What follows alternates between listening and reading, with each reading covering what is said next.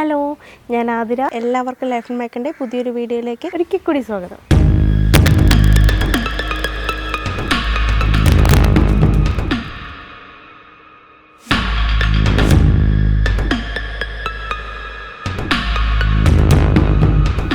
അതെ, നമ്മുടെ കഴിഞ്ഞ വീഡിയോയിലെ വെള്ളീച്ചയ്ക്ക് വേണ്ടിയിട്ട് ഞാൻ ചാരം വിതറിയിട്ടുണ്ടായിരുന്ന മുളക് ചെടിയാണ് കേട്ടോ. അപ്പോൾ അതേ ഒരില പോലും കഴിഞ്ഞു പോയിട്ടില്ല. നല്ല ഹെൽത്തി ആയിട്ടാണ്, നിങ്ങൾക്കിത് കാണുമ്പോൾ തന്നെ അറിയാം, നല്ല ഹെൽത്തി ആയിട്ടാണ് നിൽക്കുന്നത്. അതുപോലെ തന്നെ നിറച്ചും മുട്ടുകൾ വരാൻ തുടങ്ങിയിട്ടുണ്ട്. അപ്പോൾ ഒരു മുളക് പോലും പ്രതീക്ഷിച്ചൊരു ചെടിയല്ല ഇത്. ഞാൻ വെള്ളീച്ച കൊണ്ട് മൂടിയൊരു ചെടിയായിരുന്നു. അപ്പോൾ ഈ ചാരം ഇട്ടതുകൊണ്ട് മാത്രമാണ് എനിക്ക് എൻ്റെ ചെടിയെ സേവ് ചെയ്യാൻ സാധിച്ചതും അതിൽ നിന്ന് അത്യാവശ്യം എനിക്ക് പച്ചമുളക് കിട്ടാൻ തുടങ്ങിയതും. അപ്പോൾ അതേ നല്ലതുപോലെയാണ് നിൽക്കുന്നത്, ഒരു കുഴപ്പമില്ല. ഞാൻ ചീര ഒഴിച്ച് മറ്റൊട്ടുമിക്ക പച്ചക്കറികൾക്ക് ഞാൻ ഈ ചാരം ഉപയോഗിക്കാറുണ്ട് കേട്ടോ.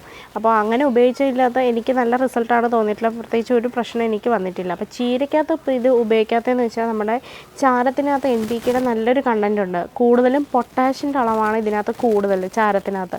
അപ്പോൾ ഈ പൊട്ടാഷ് നിങ്ങൾക്കറിയാം, നമ്മൾ നൽകുന്നത് ചെടികൾക്ക് പൂക്കാനുള്ള വളമാണ് പൊട്ടാഷ് എന്ന് പറയുന്നത്. അപ്പം നമ്മൾ ചീരേനകത്ത് ഇലയും തണ്ടുമൊക്കെ നുള്ളിയെടുക്കുമ്പോൾ അതിനകത്ത് പൂവിൻ്റെ ആവശ്യം വരുന്നില്ല. അതുകൊണ്ട് തന്നെ നമ്മൾ ചാരം ഈ ചീരേനകത്ത് ഉപയോഗിക്കുന്നത് കുറയ്ക്കുകയല്ല, ഉപയോഗിക്കരുത് പൊതുവേ. പിന്നെ ഞാൻ ചെടികളുടെ കുരുടിപ്പിനൊക്കെ വേണ്ടിയിട്ട് ചാരം ചെയ്യുന്ന ഒരു രീതിയാണ് നമ്മുടെ കഞ്ഞിവെള്ളം. നമ്മുടെ വീടുകളിൽ കാണുന്നൊരു കാര്യമാണ് കഞ്ഞിവെള്ളം എന്ന് പറയുന്നത്. നമ്മുടെ അരി വേവിച്ച് ഊറ്റിയെടുക്കുന്ന വെള്ളം. ആ വെള്ളം നമ്മൾ ഒരു ദിവസം വെച്ച് പുളിപ്പിച്ചെടുക്കുന്നതാണ് ഏറ്റവും നല്ലത് കേട്ടോ. അതിന് ഗുണം കൂടുതൽ ഒന്ന് പുളിപ്പിച്ചെടുക്കുന്ന കഞ്ഞിവെള്ളത്തിനാണ്.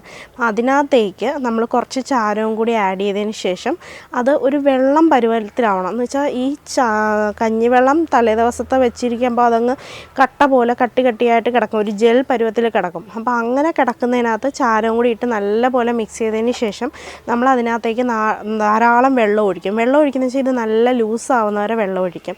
അങ്ങനെ വെള്ളം ഒഴിച്ചതിന് ശേഷം ഞാനത് കൊണ്ടുവന്ന് ഇലകളിലും അതുപോലെ തന്നെ തണ്ടുകളിലും അതുപോലെ തന്നെ ചുവട്ടിലും ഒഴിച്ചു കൊടുക്കാറുണ്ട്. അപ്പോൾ ഞാനത് ചോട്ടിൽ ഒഴിച്ചു കൊടുക്കും എന്ന് പറഞ്ഞത് ഡയറക്റ്റ് അതിൻ്റെ മൂടുകളിൽ തട്ടുന്ന രീതിയിലല്ല. ചുറ്റിനും നമ്മളിപ്പോൾ ഗ്രോ ബാഗിലാണെങ്കിൽ ആ ഗ്രോ ബാഗിലെ മണ്ണിരിക്കുന്ന ചുറ്റുഭാഗത്തേക്ക് ഇത് ഒഴിച്ചു കൊടുക്കുകയാണ് ചെയ്യുന്നത്. ഒഴിച്ചു കൊടുത്തിട്ടൊന്ന് ജസ്റ്റ് ഒരു കമ്പോ എന്തെങ്കിലും വെച്ചിട്ടൊന്ന് ഇളക്കിയും കൊടുക്കുന്നത് വെച്ചാൽ തറയിൽ ഒഴിക്കാൻ നമുക്ക് അതിൻ്റെ വലിയ പ്രശ്നമില്ല. ഇങ്ങനെ ഇളക്കിയില്ലെങ്കിലും വലിയ പ്രശ്നം വരുന്നില്ല. പക്ഷേ ഗ്രോ ബാഗിലെന്ന് പറയുമ്പോൾ എല്ലായിടും ഒന്ന് പറ്റണമെങ്കിൽ നമ്മൾ ജസ്റ്റ് ഒരു കമ്പോ ചെറിയൊരു കത്തിയോ എന്തെങ്കിലും വെച്ചിട്ടൊന്ന് ഇളക്കി കൊടുക്കുക. അത് നമ്മുടെ ചെടികൾക്ക് നിങ്ങൾക്കൊന്ന് അറിയാൻ പറ്റും, നല്ല ഗ്രോത്ത്, നല്ല തഴച്ച് നല്ല പോലെ വളരാനായിട്ട് ഈ കഞ്ഞിവെള്ളവും ചാരവും തമ്മിലുള്ള മിശ്രിതം നിങ്ങൾ അപ്ലൈ ചെയ്ത് കൊടുക്കുക. നല്ല റിസൾട്ടായിരിക്കും അതിനകത്ത്. നമ്മുടെ ചാരം ഉപയോഗിക്കുന്നതിൽ മറ്റൊരു ഗുണമെന്ന് പറയുമ്പോൾ നമ്മുടെ മണ്ണിനകത്ത് പുളിപ്പ് രസം അഥവാ അസിഡിറ്റി എന്നൊക്കെ പറയുന്നതുണ്ടെങ്കിൽ അതിനെ നിയന്ത്രിച്ച് നല്ല രീതിയിൽ മണ്ണിനെ തയ്യാറാക്കി എടുക്കാൻ നമ്മൾ ഈ ചാരം ഇട്ട് കൊടുക്കുന്നതിൽ നമ്മൾ കുമ്മായി ഇട്ട് കൊടുക്കാറുണ്ട്. അതിന് പകരമായിട്ട് നമ്മുടെ വീട്ടിൽ കിട്ടുന്ന ചാരം നമുക്ക് ഈ പുളിപ്പ് രസം മാറ്റാനായിട്ട് ഉപയോഗിക്കാം.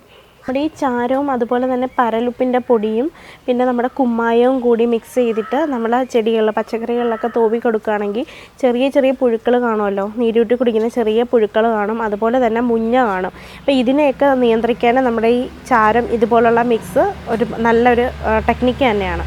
നമ്മൾ കിച്ചണിൽ ഉപയോഗിക്കുന്ന കിച്ചൺ വേസ്റ്റ്, നമ്മൾ ഉള്ളിത്തലി അതുപോലെ തന്നെ ഓരോ പച്ചക്കറി അരിയുന്നതിൻ്റെയൊക്കെ വേസ്റ്റ് കൊണ്ടുവന്ന് നമ്മളെ ഗ്രോ ബാഗിലും ചെടിച്ചട്ടികളിലൊക്കെ ഇട്ട് കൊടുക്കാറുണ്ടല്ലേ. അത് വളമാവാൻ വേണ്ടിയിട്ടാണ് നമ്മൾ ഇട്ട് കൊടുക്കുന്നത്. അപ്പോൾ അങ്ങനെ വളമാവുന്നത് പെട്ടെന്നൊരു കമ്പോസ്റ്റിംഗ് പരുവത്തിലേക്ക് ആയി കിട്ടാൻ വേണ്ടിയിട്ട് ചെറുതായിട്ട് നമുക്ക് ചാരം അതിനകത്ത് തൂകിയിട്ട് നല്ലപോലെ ഇളക്കിയിട്ട് കൊടുത്തു കഴിഞ്ഞാൽ ഇത് പെട്ടെന്ന് തന്നെ നല്ല ഒരു കമ്പോസ്റ്റായിട്ട് മാറുകയും ചെയ്യും. ചെടികൾക്ക് നല്ലൊരു വളമായിട്ട് അത് പ്രയോജനപ്പെടുകയും ചെയ്യും. മാത്രമല്ല, നമ്മളിങ്ങനെ പച്ചക്കറി വേസ്റ്റ് ഇടുമ്പോഴത്തേക്ക് ഇതിനകത്ത് ചെറിയ കുഞ്ഞും കുരുട്ടീച്ചയൊക്കെ കാണും. ചെറിയ പ്രാണികളും ചെറിയ പുഴുക്കളും ഒക്കെ വരാൻ ചാൻസ് ഉണ്ട് ഇത് ഇങ്ങനെ അഴുകുമ്പോഴത്തേക്ക്. അപ്പോൾ അതിനെ ഒഴിവാക്കാൻ വേണ്ടിയിട്ട് നമ്മൾ ഈ ചാരം തൂവി കൊടുക്കുന്നത് ഉപകാരപ്രദമായിരിക്കും. അപ്പോൾ കഴിവതും നമ്മുടെ ഈ ചാരം ആരോഗ്യമുള്ള ചെടികൾ ഉപയോഗിക്കാതിരിക്കാൻ നോക്കുക കേട്ടോ. അപ്പം എന്തെങ്കിലും പ്രശ്നം ഉണ്ടെങ്കിൽ മാത്രം നമ്മുടെ ഈ ചാരം ഉപയോഗിക്കുക. പിന്നെ നിങ്ങൾക്ക് നമ്മുടെ ഈ ചാരം ഉപയോഗിക്കുന്നതിനെക്കുറിച്ചുള്ള സംശയങ്ങളെല്ലാം മാറിയെന്ന് വിശ്വസിക്കുന്നു. മറ്റൊരു വീഡിയോ ആയിട്ട് കാണുന്നവരേക്കും ടാറ്റാ.